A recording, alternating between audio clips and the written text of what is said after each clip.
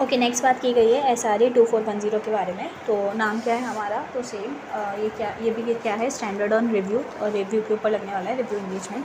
ठीक है, यहाँ पे किस चीज़ का रिव्यू हो रहा है, तो इधर रिव्यू हो रहा है review of interim financial information which is perform by an independent auditor of the entity.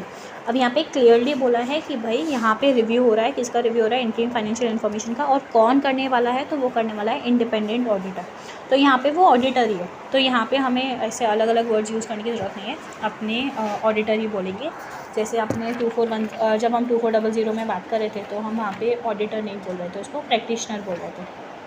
ठीक है, पर क्योंकि ये रिव्यू है तो यहाँ पे भी हमें क्या देने जाना है, तो यहाँ पे भी हमें जब हम रिपोर्ट देने जाएंगे तो हम क्लियरली बोलेंगे कि हम कंक्लूजन दे रहे हैं, क्योंकि रिव्यू के केस में हम ओपिनियन तो दे ही नहीं सकते, तो वो ठीक है।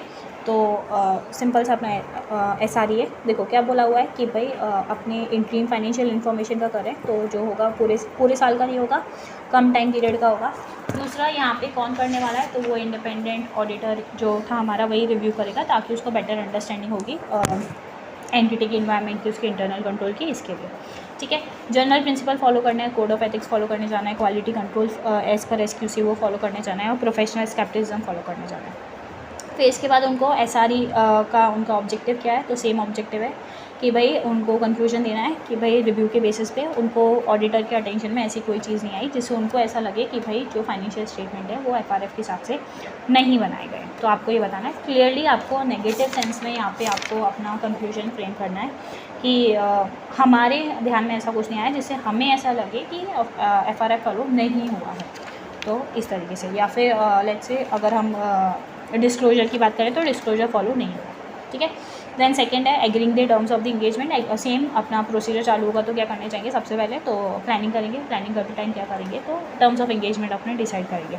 तो आपको अग्री करने अपने टर्म्स ऑफ इंगेजमेंट, ठीक है, वो करने जाओगे।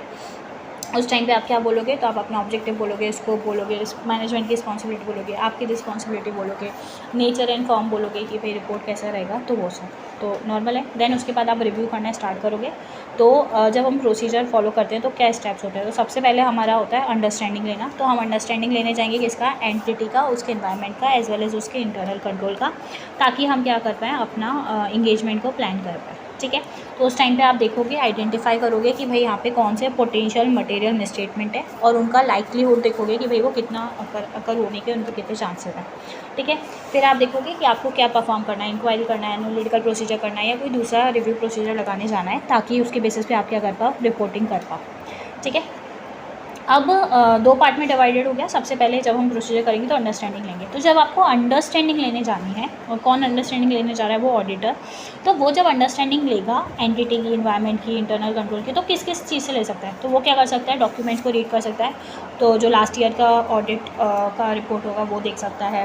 ठीक है, प्रायर इंटरिम पीरियड का कोई रिपोर्ट होगा तो वो देख सकता है। ठीक है, उसमें से मैटर्स देख लेगा कि भाई उसको क्या इफेक्ट कर सकते हैं करेंट पीरियड में। सिग्निफिकेंट रिस्क अगर कोई है तो वो कंसिडर करेगा। ठीक है, अंडरस्टैंडिंग लेते टाइम। उसके बाद मोस्ट रिसेंट जो भी एनुअल रिपोर्ट होगी वो देख सकता है। कंपेरेबल पीरियड का जो रिपोर्ट होगा वो देख सकता है। इसे मटेरियलिटी कंसिडर करेगा। ठीक है, क्या जो करेक्टेड मटेरियल मिसस्टेटमेंट है उनका नेचर क्या है, क्या वो इफेक्ट डालने वाले हैं। अनकरेक्टेड इमटेरियल मिसस्टेटमेंट्स है वो देखने जाएगा। ठीक है, फिर उसके बाद ऑडिट प्रोसीजर उन लोगों ने लगाया होगा based upon the their audit procedure, तो वो देखेंगे। उसके बाद इंटरनल ऑडिट जो परफॉर्म किया होगा उसका रिजल्ट क्या आया था वो देखोगे। उसके बेसिस पे मैनेजमेंट ने क्या एक्शन लिए वो देखने जाओगे। मैनेजमेंट से आप इंक्वायरी कर सकते हो कि भाई आपका जो रिज़ल्ट है उसका लिए जो असेसमेंट हुआ था रिस्क का, उसके ऊपर आपने क्या किया। ठीक है, क्या कोई फ्रॉड वगैरह है या नहीं है। ठीक है, तो या फिर कोई चेंजेस वगैरह आए हैं तो वो बता दो। तो एकदम इन जनरल जो अपने अंडरस्टैंडिंग लेते हैं वही लेने जाएंगे। इसके बाद क्या होगा, इसके बाद जाके हम काम करना चालू करेंगे। तो काम कैसे करेंगे, तो inquiry, analytical and other review procedure लगाने जाएंगे।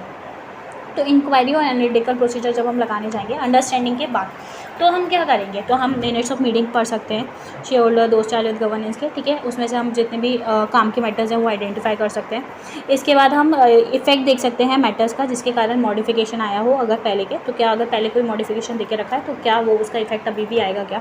हम कम्युनिकेट कर सकते हैं दूसरे ऑडिटर्स के साथ। हम इंक्वायरी कर सकते हैं मैनेजमेंट के साथ कि भाई आपने एप्लीकेबल FRF जो भी है वो फॉलो किया नहीं किया, अकाउंटिंग पॉलिसी में कोई चेंज आया तो क्या वो कंसिडर किया नहीं किया, क्या कोई न्यू ट्रांजेक्शन है, क्या कोई न्यू अकाउंटिंग अकाउंटिंग प्रिंसिपल है क्या, कोई अनकरेक्टेड मिसस्टेटमेंट है, या कोई अनयूजुअल और कॉम्प्लेक्स सिचुएशन आई है क्या ड्यूरिंग द ईयर, जैसे बिजनेस कॉम्बिनेशन हो गया, डिस्पोजल ऑफ सेगमेंट हो गया, कोई सिग्निफिकेंट अजम्पशन मारा है क्या आपने, ठीक है, जिसके कारण आपको शायद से कोई इफेक्ट आ सके, रिलेटेड पार्टी ट्रांजैक्शन है क्या, कोई कमिटमेंट या कोई कॉन्ट्रेक्चुअल ऑब्लिगेशन है क्या। आप ये सारी चीज़ें क्या करोगे, ये सारी चीज़ों को आपकी अंडरस्टैंडिंग लोगे।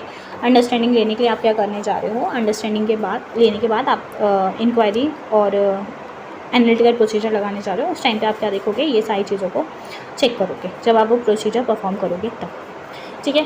इसके बाद आपको एविडेंस लेने जाने हैं कि भाई सब कुछ ठीक है या नहीं, तो आप देखोगे कि भाई अकाउंटिंग रिकॉर्ड्स मैच कर रहे हैं या नहीं सपोर्टिंग डेटा के साथ। उसके बाद आप देखोगे कि क्या हमारा गोइंग कंसर्न होगा तो इफेक्ट नहीं हो रहा है तो फिर सेम अपना प्रोसीजर मैनेजमेंट से बात करना, उनका प्लान देखना, उनके आउटकम को देखना कि भाई वो कितना बिलीव करते हैं, फिर डिस्क्लोजर फुलफिल हो रहे हैं या नहीं, फिर मिसस्टेटमेंट्स देखोगे, जब मिसस्टेटमेंट आ रहे हैं तो उनको एवेल्युएट करोगे based on your professional judgement, ठीक है।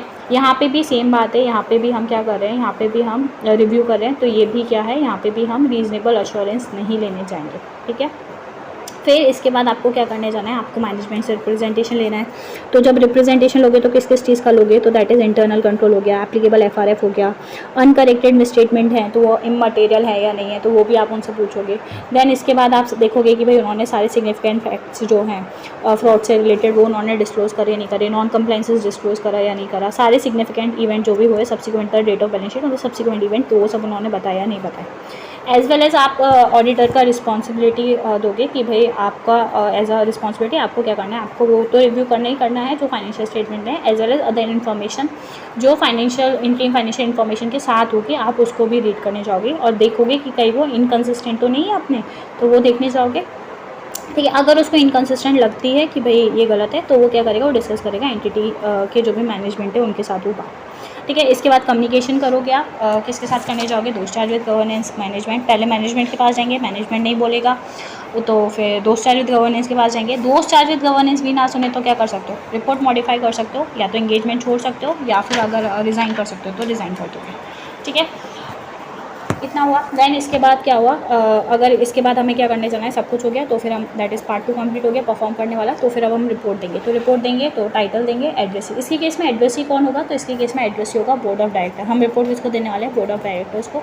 फिर इसके बाद हम ईच स्टेटमेंट जो हमने चेक किया हम उसका टाइटल बताने जाएंगे, मैनेजमेंट का रिस्पॉन्सिबिलिटी बताने जाएंगे, हमारा रिस्पॉन्सिबिलिटी बताने जाएंगे कि हमारा रिस्पॉन्सिबिलिटी है एक्सप्रेस करना कंक्लूजन को। इसके बाद बोलेंगे हमने SRE 2410 फुलफिल करा है, क्लियरली मेंशन करेंगे कि भाई ये स्कोप से कम इसका रिव्यू करने जा रहे हैं तो ये इसका स्कोप जो होगा वो ऑडिट से कम होगा।